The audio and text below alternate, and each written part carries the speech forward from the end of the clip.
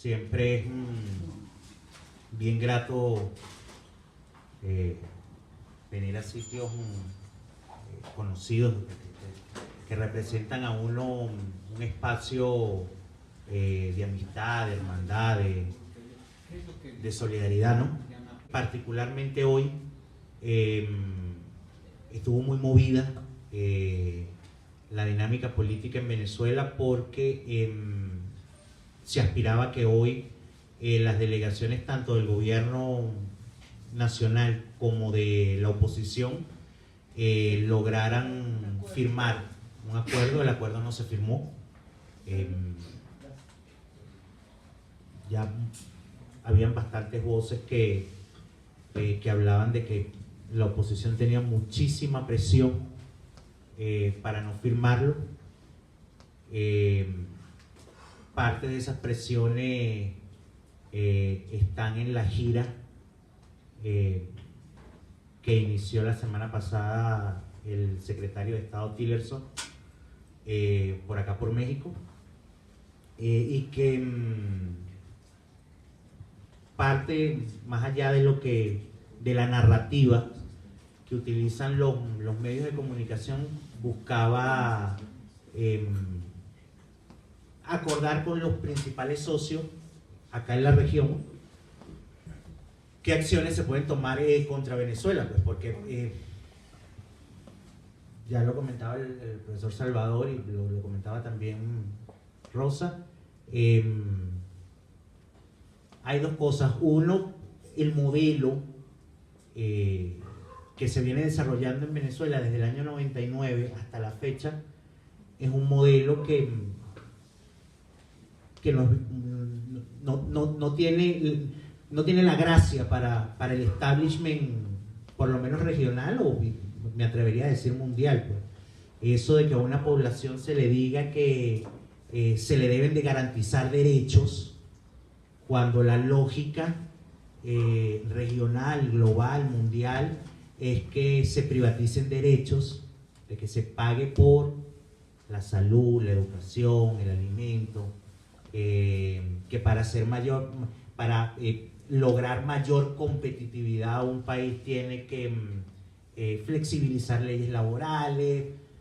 Es decir, mientras que todo un continente, todo un hemisferio se está planteando eso, voy a hablar de lo que me corresponde, surge una voz en el continente de Venezuela que dice que eso no es así, que un Estado está para garantizar derechos, que un Estado está para,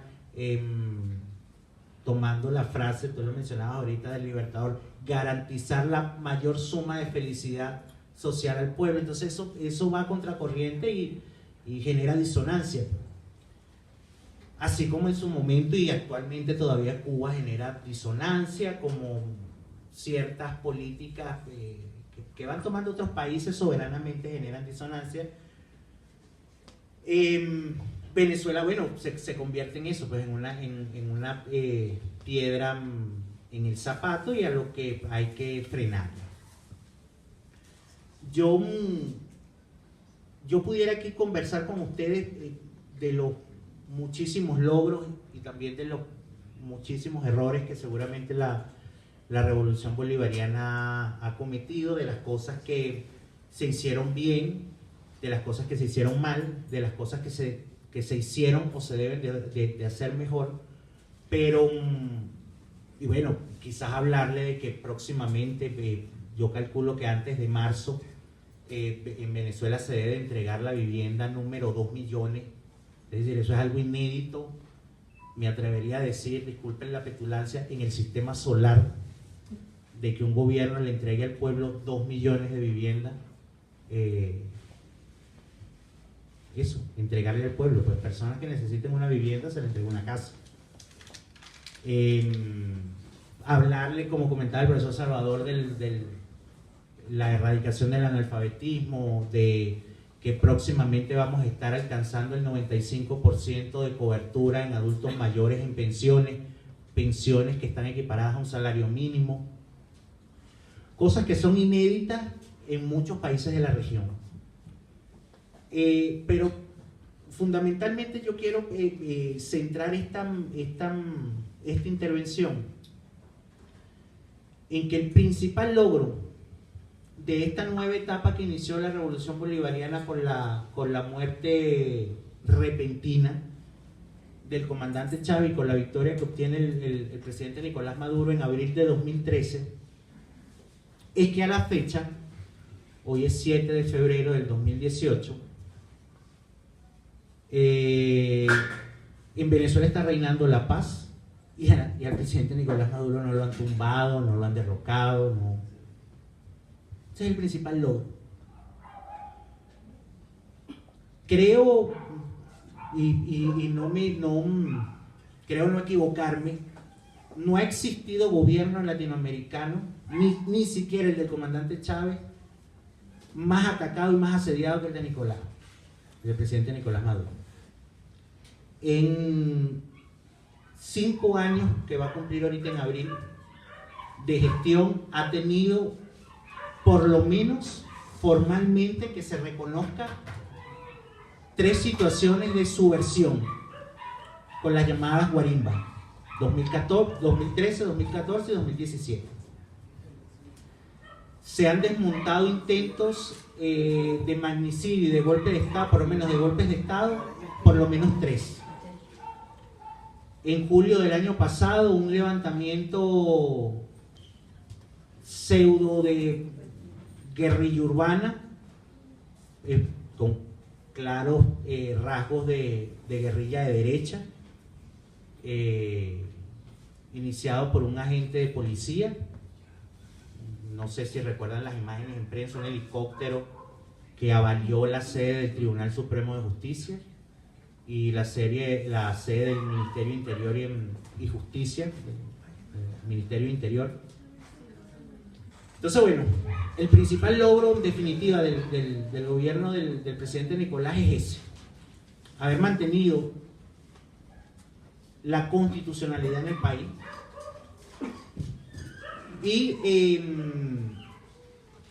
mantener hoy en día con todos estos problemas que tenemos, la paz social y la estabilidad política en el país. Y lo digo porque esos logros que la Revolución Bolivariana alcanzó, los alcanzó fundamentalmente porque hubo, razón principal, voluntad política. Es decir, si no hubiese existido voluntad política, no se crean las misiones, no se ponen el petróleo al servicio del pueblo, no se garantizan derechos.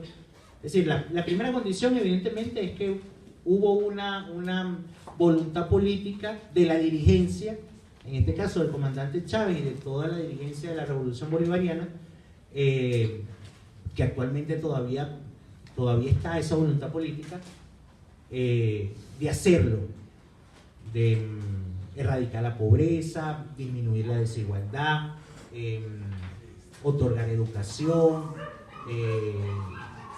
todas estas cosas que Rosa y Salvador vienen comentando.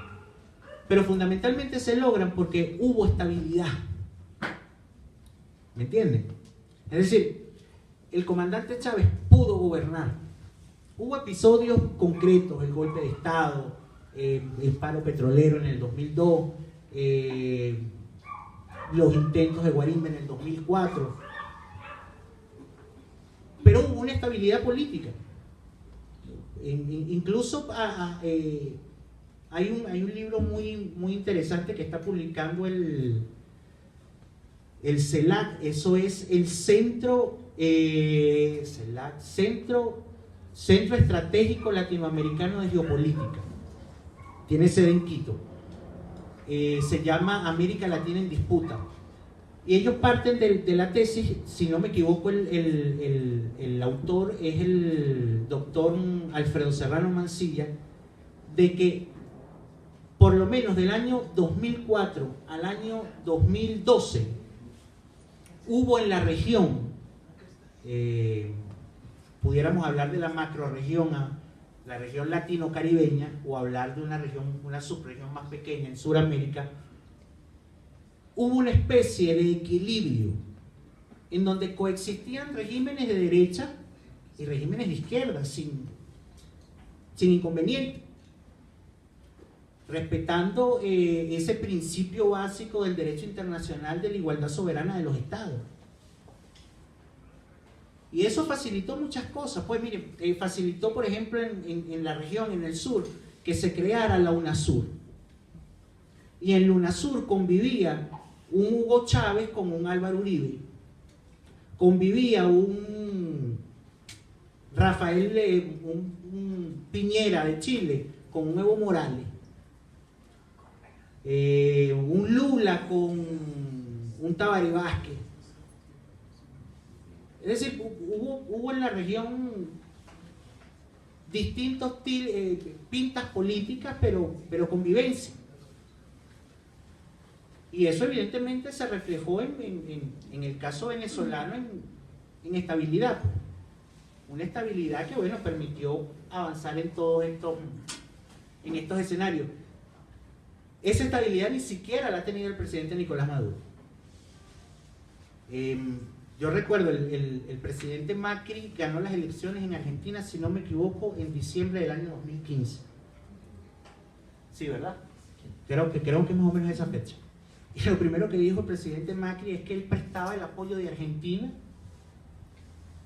para tumbar la dictadura de Venezuela. Y esos son declaraciones públicas. Con el secretario de Estado Rex Tillerson, el canciller, no recuerdo el nombre, el canciller de Argentina, y el mismo presidente Macri el año pasado, estando en la Casa Blanca, solicitó el embargo. Ese mismo embargo que Rex Tillerson está hablando hoy en día que hay que aplicarle a Venezuela, que ahora sí, con el embargo, Nicolás sabe. Entonces, el principal logro del presidente Nicolás Maduro, del gobierno del presidente Nicolás Maduro, evidentemente ha sido la paz. Estuvimos el año pasado así, era lo que apostó sectores de la comunidad internacional a que se armara un conflicto interno en Venezuela, con la guarimba, gente quemada. Creo que aquí estuvimos hablando la vez anterior que estuvimos aquí, que hablamos sobre la constituyente, comentamos varios casos, 28 personas quemadas vivas, de las cuales 9 murieron. Eso no es especulación, no es paranoia izquierdista, no, eso pasó. Y fueron quemadas por presuntamente parecer o ser chavistas. Entonces, el hecho de que se haya logrado enfrentar y superar esa situación ya de por sí es un logro. Hay países, ejemplos, Libia no logró superar ¿cómo es que la llaman? Los think tanks, las peleas de perros que promocionan la CIA, el Pentágono, el Departamento de Estado, los halcones de los Estados Unidos, no lo lograron superar. Y miren, en el desorden y desastre que se encuentra Libia, lo que se intentó hacer en Siria. A ver, no estamos hablando aquí de especulación, estamos hablando de hechos concretos. Se crea una narrativa, lo que comentaba Salvador de las declaraciones de Tit Kur, se crea toda una narrativa. En Venezuela se violan los derechos humanos, están muriendo de hambre, se están comiendo los animales del zoológico, los niños están desapareciendo. Y entonces empiezas a ganar a toda una opinión pública mundial. Y bueno, hoy en día todo el mundo habla de los refugiados, de los migrantes venezolanos, y ya los demás migrantes y refugiados que deberían tener un mismo estatus, ellos no cuentan son los venezolanos. Eso recuerda mucho a la migración cubana, que podía llegar a los Estados Unidos sin ningún inconveniente, pero la migración centroamericana era perseguida, era la doble moral, el doble rasero, y eso nosotros lo estamos viendo. ¿Cuál es el principal reto de la revolución bolivariana y en concreto del próximo gobierno del presidente Nicolás Maduro, si así lo decide el pueblo venezolano en las próximas elecciones? Es seguir manteniendo la paz, porque Cuando ustedes hacen un recuento de todo lo que ha tenido que vivir el pueblo venezolano desde abril de 2013 hasta febrero hoy de 2018, no es fácil. No es fácil. Problemas con la comida, escasez, desabastecimiento, especulación, una inflación desbordada, desorbitante, inducida, extracción y secuestro del papel moneda, prácticas de guerra. Ayer hubo un apagón en Caracas, producto de saboteo en la principal estación eléctrica ubicada en Santa Teresa por los Valles del Tur, muy cerca de Caracas. Hicieron detonar una torre de transmisión. El día anterior, ayer fue martes, el día anterior, el lunes, detonaron una bomba lacrimógena en el metro de Caracas, creando zozobra, fomentando el pánico. Y todo esto que yo les estoy comentando que ocurrió lunes y martes en el marco de unas negociaciones que se estaban dando en República Dominicana. Negociaciones que es paradójico, que lo que buscan es llamar la atención de la comunidad internacional, porque lo que se estaba discutiendo allí no era nuevo. Elecciones presidenciales están marcadas. Garantías electorales. En Venezuela se han realizado 23 elecciones. El sistema más perfecto electoral, no dicho por los chavistas o por el gobierno venezolano, dicho por los analistas internacionales, entre ellos Jimmy Carter, es el venezolano.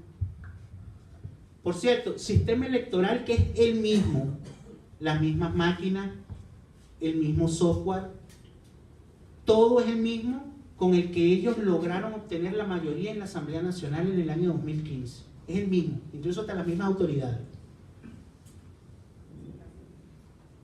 Pero bueno, no quisieron, no firmaron el acuerdo, y ahí se confirma la tragedia de la Revolución Bolivariana, que no tiene una oposición soberana. Y cuando digo una oposición soberana es que todo proceso político tiene que tener una oposición que visibilice lo malo, que haga la crítica, que permita ese juego, incluso me atrevería yo a decir hasta dialéctico, entre la propuesta que yo tengo y tu contrapropuesta.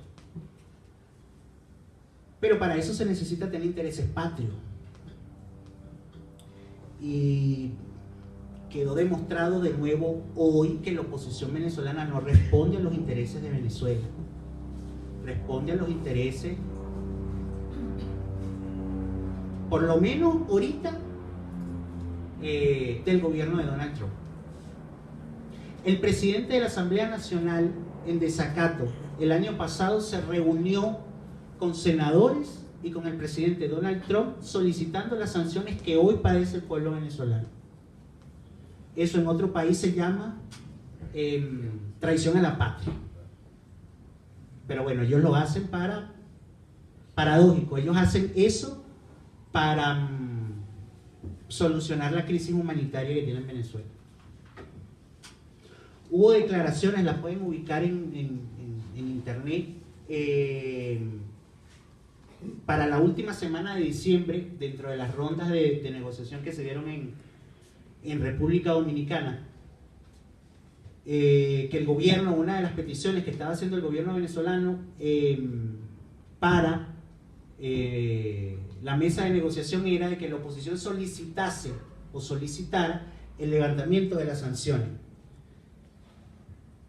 Que lo solicitara, porque si la oposición la pidió las sanciones, que también tenga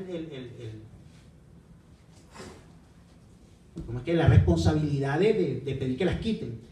Y el senador con el que ellos se reunieron para solicitarlo, que fue Marco Rubio, un antivenezolano y anticubano,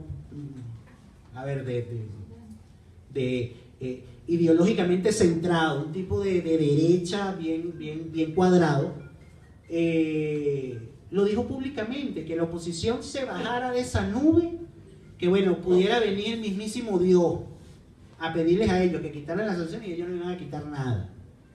Más bien ya pasamos del nivel de sanciones al nivel de embargo.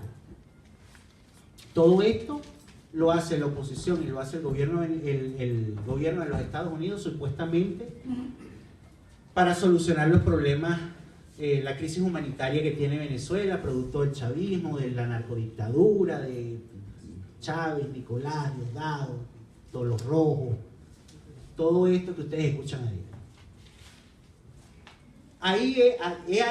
Ese es el escenario que las fuerzas de la revolución bolivariana, que el pueblo venezolano tiene que enfrentar, la consolidación, la profundización y el mantenimiento de la paz. No es fácil, evidentemente los tiempos son otros, la región es otra, no nos estamos del otro lado de la acera, no está cualquier oponente, está la principal potencia, yo no digo militar, digo nuclear del mundo. Pero bueno, estamos convencidos de que la aspiración de ser una patria libre, independiente y soberana es una aspiración válida, pues, de cualquier nación, de cualquier pueblo. Estaba revisando ahorita algunas noticias. Acaba de hablar el Consejo Nacional Electoral a través de su presidenta, la doctora Tibisay Lucena, y fijaron fechas para la elección presidencial. Van a ser el 22 de abril. Extrañamente, la oposición tiene por lo menos 2 años pidiendo elecciones presidenciales y es muy probable que para estas elecciones presidenciales no asistan por, ¿cómo se le diría? Por capricho. Pero bueno, es eso. Ya están fijadas las elecciones. El candidato de la Revolución Bolivariana es el presidente Nicolás Maduro. Existen por lo menos 6 candidatos de la oposición. Y estamos convencidos de que a pesar de todas las dificultades económicas, sociales, que ha tenido que enfrentar el pueblo venezolano está convencido de que la salida para esta situación no es virar a la derecha, sino profundizar en los aspectos en que se han avanzado, mejorar en lo que se ha hecho mal o a medias y seguir transitando este camino, pues que es el camino, insisto, este no es el camino que diseñó Carlos Mar, Antonio Gramsci, Fidel Castro, etc. No, es el camino que diseñó el pueblo venezolano. Es el camino que a través de 23 elecciones el pueblo venezolano ha reafirmado, con victorias, con derrotas, pero ese es el camino. De verdad, muchísimas gracias por la atención.